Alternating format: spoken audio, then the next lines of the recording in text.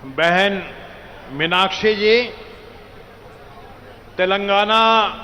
प्रदेश के हमारे क्रांतिकारी यशस्वी मुख्यमंत्री रेवंत रेड्डी साहब, तेलंगाना के प्रदेश अध्यक्ष महेश गौड़ा जी,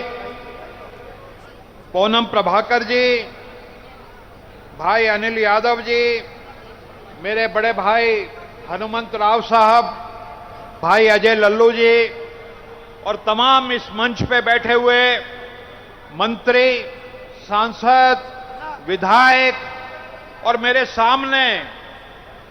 ये जो सभी हमारे न्याय योद्धा राहुल गांधी जी के बब्बर शेर बैठे हैं, मैं आप सबको प्रणाम करता हूं। साथियों, आज का ये धरना जो तेलंगाना विधानसभा में ओबीसी के लिए 42% आरक्षण का क्रांतिकारी फैसला सर्वसम्मति से हुआ और वो बिल अब महामहिम भारत के राष्ट्रपति के पास पड़ा है।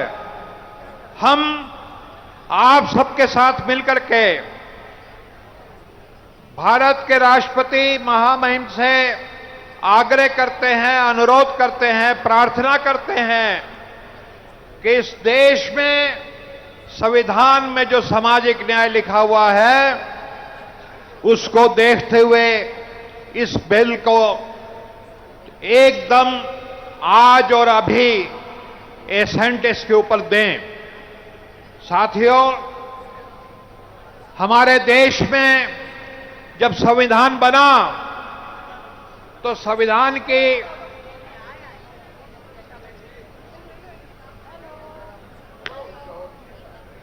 हमारे बीच में हमारे यशस्वी मुख्यमंत्री और महेश गौड़ा जी आ गए हैं। तो साथियों, मैं ये कह रहा था कि बाबा साहब भीमराव अंबेडकर जी ने जब ये संविधान देश को अर्पित करना था 26 नवंबर 1949 को, उससे पहले पूर्व संध्या पर एक बात कही थी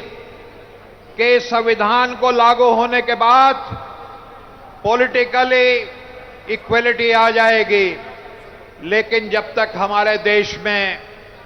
सोशल इकोनॉमिक इक्वलिटी नहीं आएगी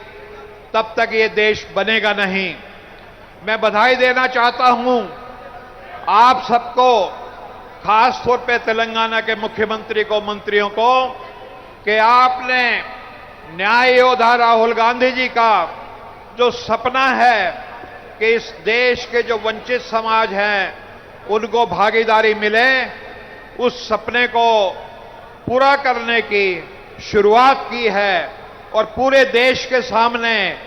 एक आपने उदाहरण प्रस्तुत किया है। और आने वाले समय में ये जो ऐतिहासिक काम तेलंगाना में हुआ है वो पूरे देश में होकर के रहेगा